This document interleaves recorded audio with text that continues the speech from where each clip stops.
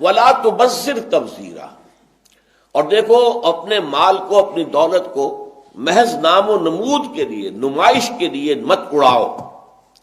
یہ ذرا نوٹ کر لیجئے تبذیر اور اسراف میں کیا فرق ہے۔ اسراف یہ ہے کہ صحیح ضرورت کی جگہ پر ضرورت سے زیادہ خرچ کیا جائے۔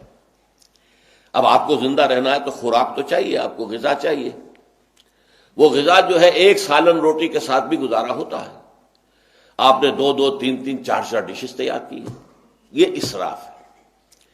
کپڑے آپ کی ضرورت ہیں، عام حدیث میں تو آیا 2 جوڑے بھی اگر ہیں تو کفایت کرتے ہیں، چلیے آپ نے کچھ اور چند سی لیے، لیکن یہ کہ وارڈ روز بھرے ہوئے اور پھر بھی ایک ہوکا لگا ہوا، نئے نئے کپڑے، ہر موقع پر نئے کپڑے، یہ انتہائی جو ہے بہت ہی ناپسندیدہ بات ہے۔ چھت ہے کسی معمولی گھر کے اندر بھی آپ کا وقت گزر سکتا ہے، لیکن بڑے بڑے محل بنانا، بڑی بڑی منزلیں بنانا، یہ اسراف ہوگا۔ تو اسراف بھی در حقیقت بری شے ہے۔ کلو واشربو ولا تسرفو، کھاؤ پیو مگر اسراف مت کرو۔ لیکن اس سے آگے کی شے ہے وہ تبذیر ہے، بغیر کسی حقیقی ضرورت کے صرف اپنے نام اور نمود اور نمائش کے لیے، تاکہ آپ کی دولت کا اظہار ہو جائے، لوگوں پر دھوس جم جائے، لوگوں کے اوپر جو ہے غلبہ اور رعب قائم ہو جائے، یہاں جو پیسہ خرچ کرنا یہ تبذیر ہے۔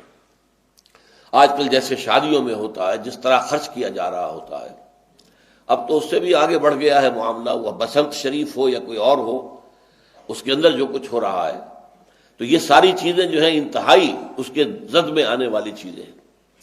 تبذر ولا تبذر تبذیرا، اب اس میں بہت حکمت کا بہت بڑا موتی آ رہا ہے۔ ان المبذرین کانوا اخوان الشیاطین، یہ جو محض نام و نمود اور نمائش کے لیے اپنی دولت اڑاتے ہیں مبذرین، یہ شیطانوں کے بھائی ہیں۔ وکان الشیطان لربہ کفورا، اور شیطان تو اپنے رب کا بہت ناشکرا تھا، نافرمان تھا، اس نے اللہ کے حکم سے جو ہے اس کے خلاف بغاوت کی، تو ان کے بھائی ہیں یہ میں کافی عرصے تک سوچتا رہا کہ یہ لفظ کیوں استعمال کیا گیا، شیطانوں کے بھائی کیوں؟ سورہ مائدہ کی آیت سے جا کر بات کھل گئی۔ سورہ مائدہ میں فرمایا گیا ہے شیطان کا ہتھ کنڈا سب سے بڑا کیا ہے؟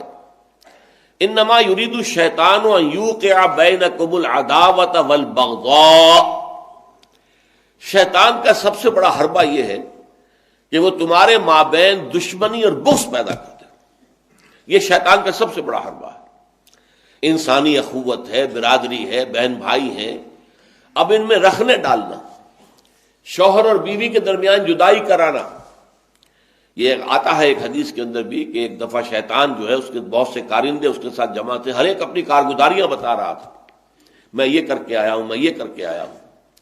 تو ایک نے کہا میں شوہر اور بیوی کے درمیان ناچاقی پیدا کر کے آ گیا ہوں، تو شیطان نے اسے شاباش دی کہ تم نے سب سے اچھا کام کیا۔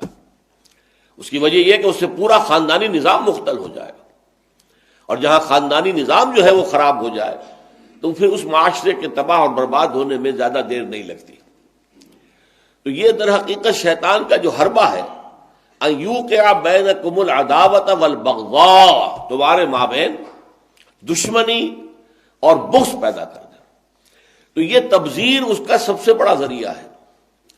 اب دیکھیے کہ ایک بہت سرمایہ دار بڑا شخص ہے اور اس کی بیٹی کی شادی ہو رہی ہے، تو جو کچھ ہو رہا ہے اس کو دیکھنے والے، ہو سکتا ہے اس کا کوئی باورچی ہو غریب، کوئی شوفر ہو، ڈرائیور ہو اس کی کار کا، کوئی چوکیدار ہو اس کی کوٹھی کا، کوئی مالی ہو اس کی کوٹھی کا، اور ان لوگوں میں سے کسی کے ہاں ہو سکتا ہے کہ بیٹی جو ہے بوڑھی ہو رہی ہو اور اس کے ہاتھ پیلے نہیں ہو سکتے، جو معاشرے میں کم سے کم جو تقاضے پیدا کر دیے گئے ہیں شادی کے لیے وہ بھی پورے کرنے کے لیے اس کے پاس پیسہ نہیں ہے۔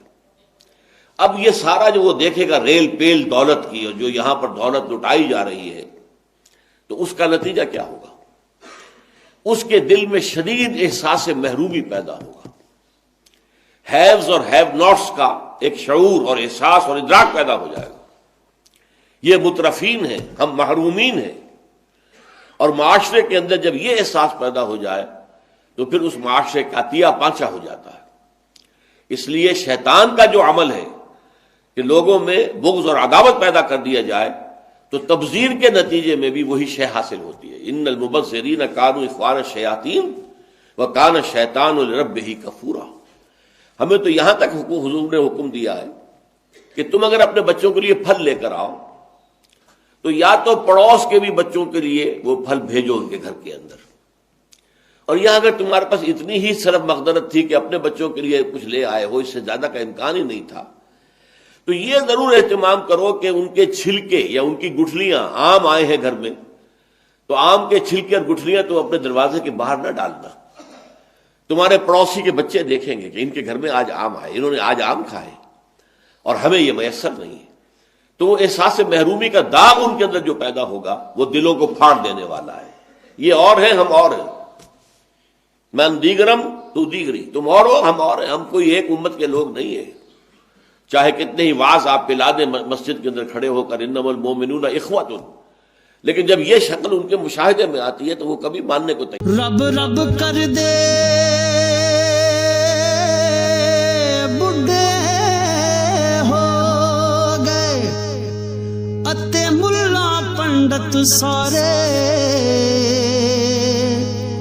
رب دا کھوج کھرا نہ لبا